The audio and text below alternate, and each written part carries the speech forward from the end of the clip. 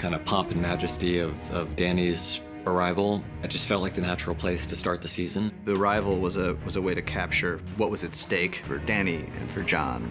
Looking back to the very beginning and how young Maisie was back then and wearing the Stark soldier's helmet falling over her head, and she just looks like this little kid. And now she's a grown woman and she's there watching again, but this time she steps aside to let a little kid come in to watch because she remembers how thrilling it was. It's a whole new procession, and so instead of Robert arriving with Queen Cersei and Jaime Lannister and the Hound, it's Daenerys coming with Jon Snow. I don't think the North is the most welcoming place to outsiders. Dany's smart, she senses that distrust, and she's gonna make the best of a bad situation, but that doesn't mean that she likes it or she's happy. When you're doing something good for people and you get met with what Sansa gives her, and they meet in the courtyard, it's understandable that she would be upset. We've been with these characters on a pretty regular basis all the time for the past however many years. The fact that they're coming back together again for the first time means more to them than it may mean to us. The Lady of Winterfell has a nice ring to it. So does Hand of the Queen. Depending on the Queen, I suppose. I think that if Tyrion were to have shown up on his own to Winterfell, he would have gotten a much different reception from Sansa than he did coming as the Hand of the Queen, Daenerys Targaryen. There's also the specific thing that happens in that scene, which is Tyrion has told everybody that the Lannisters are coming to join the cause, and it's amazing to her that this person she thought was so smart would ever take Cersei at her word on something like that. I used to think you were the cleverest man alive. How did you survive a knife through the heart? I didn't. Jon Snow and Arya are two of the most important characters in the story, and they love each other very deeply. Arya was the only one who treated Jon like a real member of the family when he was a child, and he was the only one who treated her with the respect that she needed when she was a kid. Jon has invited this huge army of foreigners into their home, and Arya understands why he did it, but Arya's on Sansa's side. But you're defending her. I'm defending our family. So is she. I'm her family too.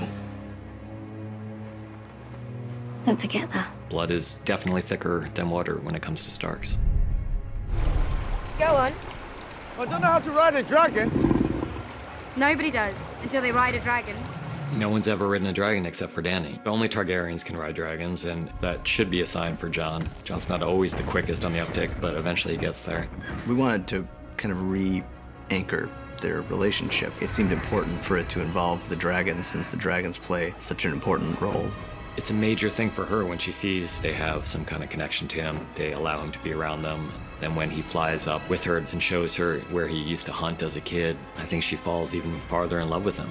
Seeing Jon and Dany on the dragons together, it's a Jon and Dany moment, but it also seeds in the idea that these creatures will accept Jon Snow as one of their riders. Don't be afraid.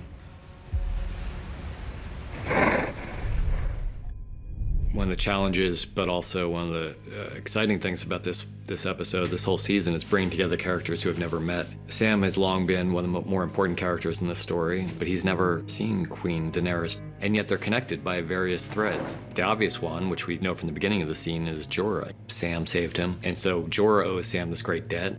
What none of them realize until midway through the scene is that they have another horrible connection. There are all these things that you know about those characters that the other characters don't know, and some of them are very important. Dany murdered Samwell's father and brother. That's a really complicated thing for Sam because he had a really fraught relationship with his father. You know, Sam's older brother was not a bad person and died really quite bravely, standing by his father's side. John Bradley did an excellent job. The difference between the way he takes the news of his father's death and the way he takes the news of his brother's death, it was a subtle thing that he does with very few words. It's the kind of thing that he could find out in a number of different ways, but it seemed like an effective preamble and way into that later moment. Daenerys. She executed my father and brother. I've executed men who disobeyed me. You've also spared men.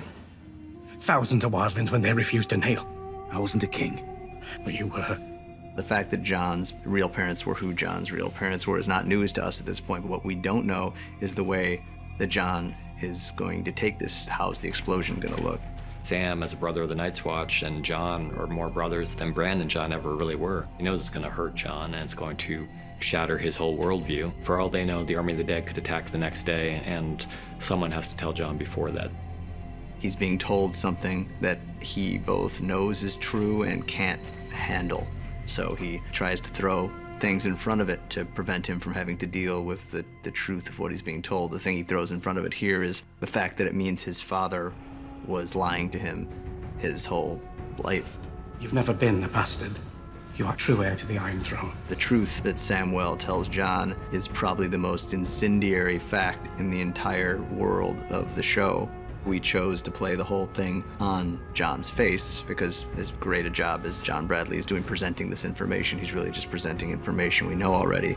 Daenerys is our queen. She shouldn't be.